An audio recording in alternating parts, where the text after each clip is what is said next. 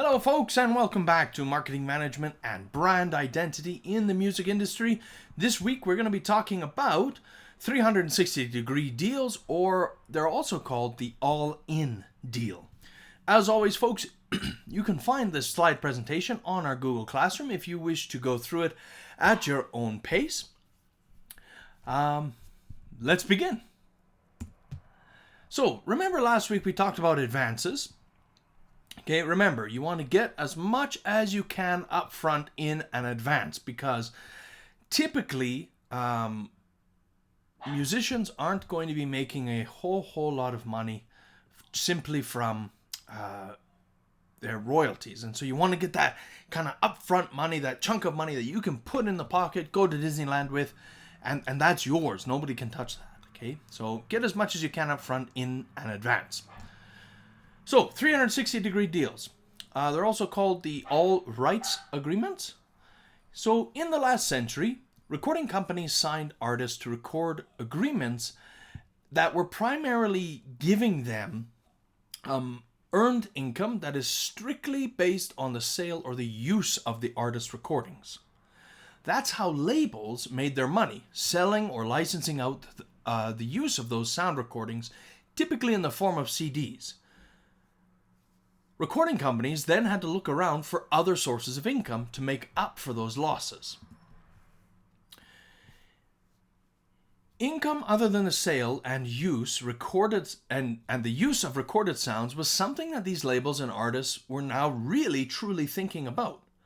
The record companies now participate today in the entire circle of income that the artists generate, not just on their advances, not just on the money that they make from the actual sound recordings and the sale of CDs, but they're making income, both the record company and the artist, are making income in a whole well-rounded 360-degree circle of everything the artist does. And that can be from merchandise, from sponsorship, from being endorsed, and even from a live performance, a concert. The artist and the record company or the label is making money off of all of those things.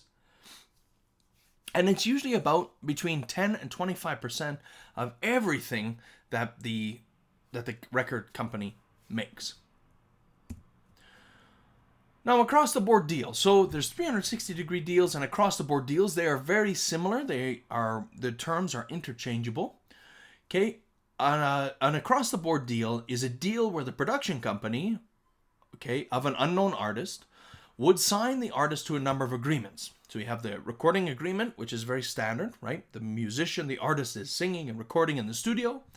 We have the co-publishing agreement, where the songwriter's royalties are also paid to the company and to the artist. So if the artist wrote the song or if somebody else wrote the song, a portion of the royalties made even on the song itself goes to those people. There's also management agreements where the artist and the company participate in other income that the artist was making. This has been happening for many, many years with both major labels, huge labels and companies, as well as the smaller independent or indie labels as well. So if we take a look at Motown, for example, the founder of Motown, Berry Gordy, so he had a management company that managed all of his talents in Motown. So Motown itself didn't manage their artists, but Berry Gordy, who was the record producer, paid somebody, a very professional person, to manage all of the talent, all of the artists in Motown itself. And so he would pay him a fee, and that guy would manage them. Songwriters who happened to be artists also had to give up their publishing interest to Motown. So even if the artists, let's say they wrote their own tune, right? They wrote the music, wrote the lyrics, and they wanted to publish it and sell it for money just on their own. Well, they couldn't because they'd given up those rights, the publishing rights, to Motown. And now Motown was able to sell the actual written, printed music. But remember, Motown isn't making all the money off of that. The artist also makes a chunk of that money. Record companies feel that they have a right to participate in the income made in all aspects of the artist's career, because if it wasn't for those record companies or those labels, the artist most likely wouldn't be making almost any money at all. And so these companies feel that because they are recording them, that they're promoting them, that they're managing them, that they're getting all the concerts lined up for these artists, that those companies should get a chunk of the change as well. But here is the question. Are the companies capable to do it themselves? Or do they need somebody to help them? Well, most often than not, these larger companies, okay, they have people involved who understand live performance, especially people who understand how to coordinate a live performance, how to truly market and merchandise the artist's materials, how to get sponsorship for the artist and endorsements, especially in terms of TV commercials and product endorsements. Where you get a lot of artists, you take a look at Britney Spears, where she has been endorsed and has a sponsorship through Pepsi. As major labels start to understand this process, they are starting to change and morph into these general entertainment companies. So not just specifically meant for promoting and recording music, but they're generally entertainment companies as a whole in all aspects of entertainment, whether that be music, whether that be television, whether that be radio, whether that be even a live performance. For example, we got a gentleman by the name of Neal Jacobson. Okay, he is the president of Geffen Records, which is an up-and-coming, it's actually a fairly large company now. Okay, he believes that as technology advances, these types of deals, these 360-degree deals or all-in deals, are going to evolve drastically. As we have less sales in physical merchandise and more sales in the digital world, these kind of deals are going to change. The particulars and the specifics within the contracts related to these deals are really going to change. And he actually even predicted that there was going to be this huge streaming boom in the early 2000s, and really he is right. Okay? A quote from Jacobson, right? When people start making money on this type of music, okay, the digital world, the income generated is going to skyrocket. In total, the income generated in total on music is going to skyrocket. In 2001, the total amount of income was about $40 billion in the music industry.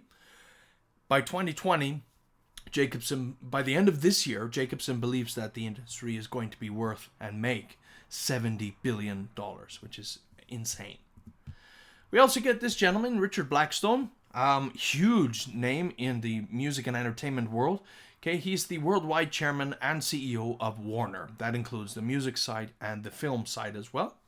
He believes that the relationship between the company, the label, and the artist is key to the whole formation of these types of deals.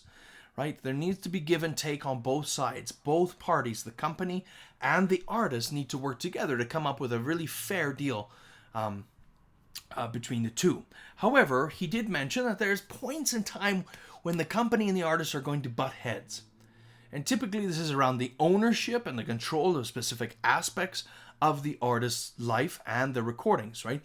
The control of when the artist can play, where the artist can play, how they're going to record, whom they're going to record with, as well as the economics behind things, right?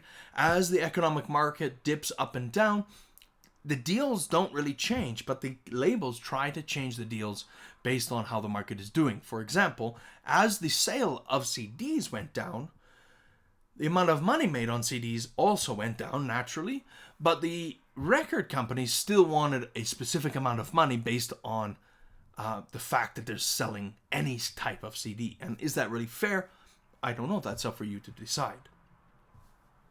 Now, he wanted to create a model, or he created, a model that offered many types of things, the friction points that artists didn't really have control over. And he, as a Warner Brothers CEO, huge, top-name man, okay, he wanted to give that back to the artist. And by doing so, Warner knew that they were going to be productive and successful at what they were doing, because by giving some control and some ownership back to the artists were more willing to create more music, were more willing to go on tours more often and perform more shows, more willing to sell more merchandise and to put their name and face on more merchandise.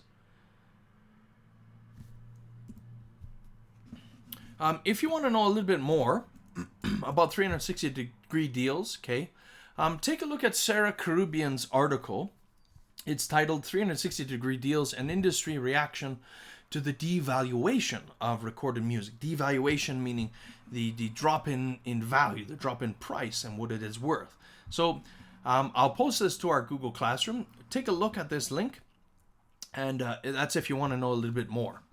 Also, we have these two charts, okay, that talk about, that compare, the major deal points of a traditional recording contract and a 360-degree contract. So the terms, the record royalties, the touring provisions, everything that an artist and the label have to worry about when it comes to the money points and who is spending what on what.